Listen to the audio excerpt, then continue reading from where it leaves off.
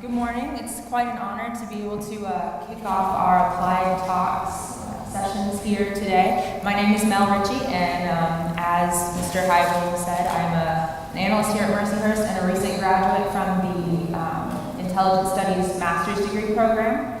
So my work for the last year has focused on, of course, the fusion of geospatial and network analysis techniques for the purposes of predictive modeling, looking at migration, migratory patterns, and the fancy title you see in the presentation behind me certainly speaks to that, from Syria to Central Africa, some of the implementations of my work. But today, I want to throw that title out the window because what I really want to talk to you about is space. And what I mean by space is that I want to talk about geographic space, which is something common to every analyst, whether or not you're a geospatial analyst or not, student analysts and analyst practitioners, and how we can better utilize this space, make it something that we can more easily manipulate, something that's analytically malleable, something that we can work with and dig deeper into to understand not only the terrain, but the social fabric and the political fabric that is woven across that terrain.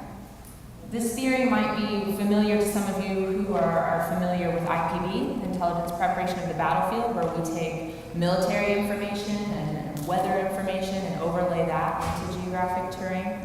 So what does this look like from a social perspective, from population movements?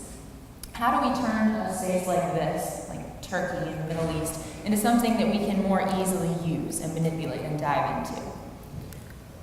It would look something like this. Now, how would you go about making geographic space into a network? Turkey is made up of 957 administrative districts, much like the United States is broken into 50 states. So if each one of those administrative districts becomes a node or a point in the network, the district crossings or movement between the districts becomes a line or a link that connects them. That's sort of the underlying principle of what I mean by reconceptualizing how we use space as analysts, as practitioners. So, that said, what does that look like? How do you go about doing that? Because that seems like a pretty difficult task. And for that, I want to focus on perhaps some of the humanitarian crises that are ongoing in the world today. The Syrian civil war, which has been raging for over 3 years now, has produced approximately 9 million people displaced. 7 million of which are displaced internally, they're IDPs, and 3 million of which have spilled into Syria's bordering countries, such as Iraq, Iran, Jordan, Lebanon, Syria, Turkey, and certainly Egypt.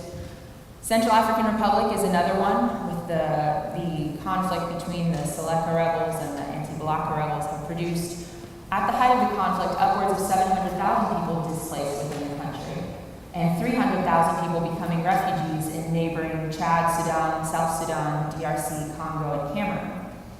There's also quite a bit of conflict in northeastern Nigeria and Borno State due to ongoing Boko Haram activity that have displaced upwards of 100,000 people. So where are these people going? That's a lot of people and a lot of space. And where they're moving and why seems on the surface like a pretty intractable problem. But I propose that the answer to that problem lies within the fusion of geospatial and network analysis techniques. So it might seem quasi-Newtonian of me to be standing up here saying that a complex system such as forced migratory patterns can be modeled and accurately predicted solely based on the accurate operationalization of the factors that influence movement.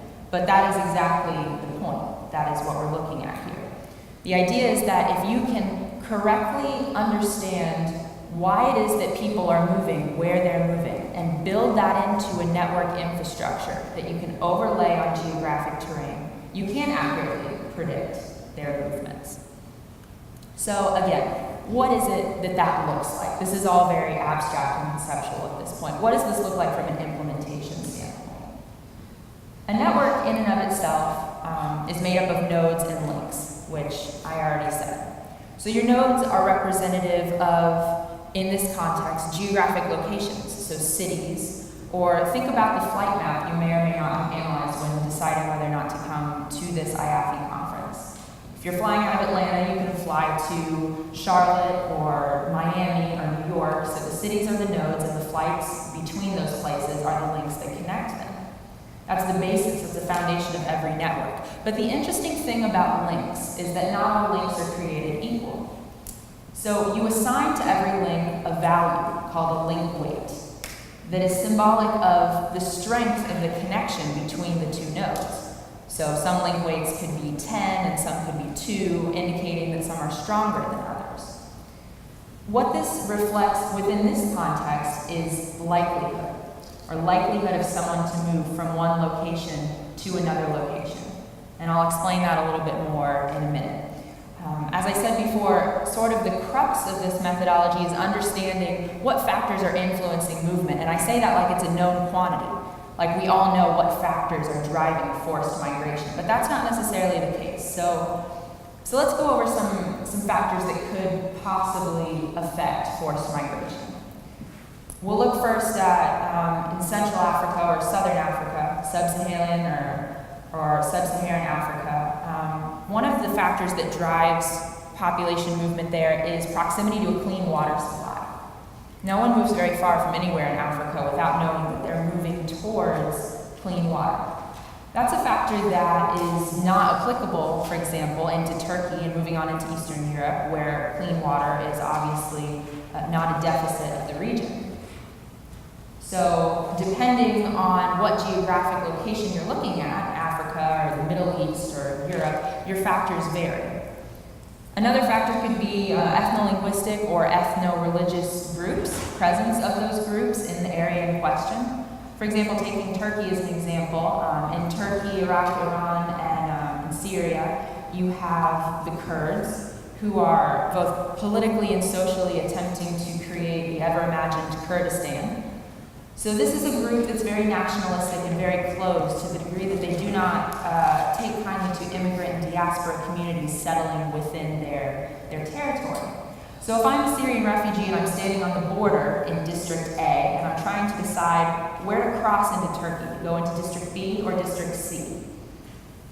If there is if there's not a Kurdish population in District B and there is a Kurdish population in District C, I'm more likely to go to District B, where there's going to be less conflict. So in terms of your link weights, as an analyst, you'd want to assign a numerical value to this decision-making process. In other words, the link between District A and District B could be 3 because it's likely, and the link between District A and District C could be 1 because it's unlikely. So once you do this for all your factors, 6 or 8, however many factors you determine as an analyst influence movement, you add up all the numerical index scores for the links, and that gives you your final link weight. So now you've got a really solid network architecture within which is conceptualized the reasoning behind the decision-making process of refugee movement. That's the idea. So some other factors. Arguably the most important factor in this sort of analysis in predicting movement is obviously knowing how it is that your people are moving. So for example, when I first ran this model from Syria into Turkey, I was operating under the assumption that, well, most people are moving on foot through Syria, therefore most people must be moving on foot once they get to Turkey. Come to find out through personal interviews later that people were actually moving via the bus system in Turkey. So a factor that I had included rather robustly, elevation of terrain, was actually less relevant as perhaps the bus routes. In Central Africa, they have a fairly robust road network in the western half of the country and a less robust road network in the less populous eastern half of the country. So it'd be pretty reasonable to assume that refugees moving both on foot and in car convoys would be able to transit the western half of the country pretty well for the majority of the year.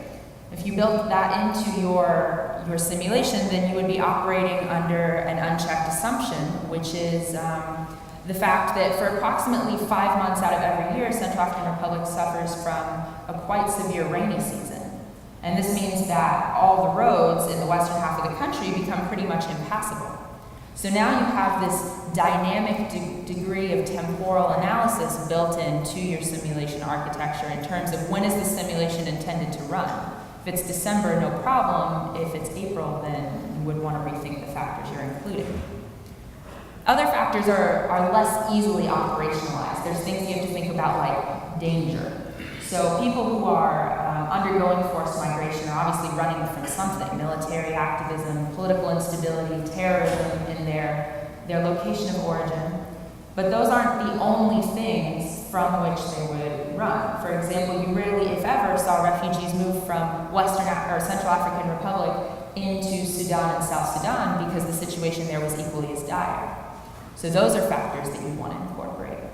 These are just some baseline examples. Obviously, that's your task as an analyst, as a student analyst or a practitioner, is to decide what these factors are that are pertinent to both the geographic terrain that you're analyzing and the target unit of analysis, which would be the group, the refugee group.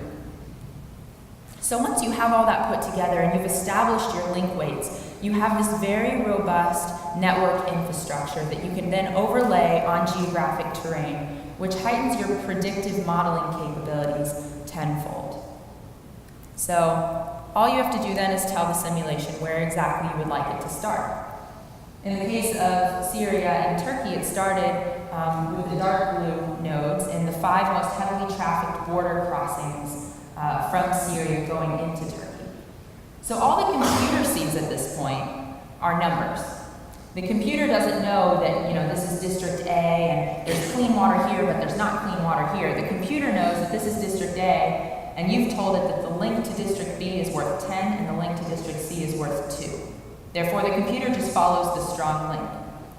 So this is how you've created, as an analyst, this very qualitative, anecdotal information. You've created this into a very algorithmically driven analytic process that the computer will then just follow. And you give you an output map that looks something like this, which is the predictive modeling of Syrian refugee dispersion throughout Turkey, dated approximately December 2013, January 2013. So that's all well and good. You can, predict the movement of people, but what else can you predict? This, for example, is what the back-end simulation looks like without it being overlaid on the map. And you see the iterations of the simulation moving through. And then in the last corner here, you see that the nodes get bigger as they're hit. And this is indicative of population. So now you're not only saying it is highly likely that people will move from District A to Districts B and C, but you're saying it's likely that the majority of the population will move from District A to District B, and a smaller but still significant minority will move to District C. So there's a population aspect in there. In terms of other things you can simulate, depending on the tool you're using, there are lots of different simulation targets. For example, not just people, but ideas or information, money, disease, technology. That's a pretty contagious commodity these days. And the difference between these simulations is it's all pretty simple. What you're looking at here is called a pathway simulation, which might seem foreign to a lot of you, but it's not, because I'm pretty sure most people in this room have a LinkedIn profile. So when you look at a LinkedIn profile and you see your boss on LinkedIn and it says that he's your third connection, meaning you know someone who knows someone who knows him, well, LinkedIn is using a pathway simulation to determine that. So for example, the top node here is called Kilis, which is a district on the Syria-Turkey border, and the bottom node is called Fatih, which is a district in Istanbul. So you're saying, we're seeing people come across the border at Kilis district, and we know that people are ending up in Istanbul, so how is it that they're getting there? You run a pathway simulation which calculates the most likely path between one node and another. And again, it looks fairly abstract when you look at it like this. This is really a glorified Intel Christmas tree, especially when you color it in red and green. But when you geocode your nodes and put it on a map, it's suddenly very easily understood, the most likely pathway between one district and the next. So all that being said, I really wanted to leave you with two thoughts, sort of takeaways from this whole project and this whole use case scenario of implementation. And the first is the importance of the fusion of analytic techniques.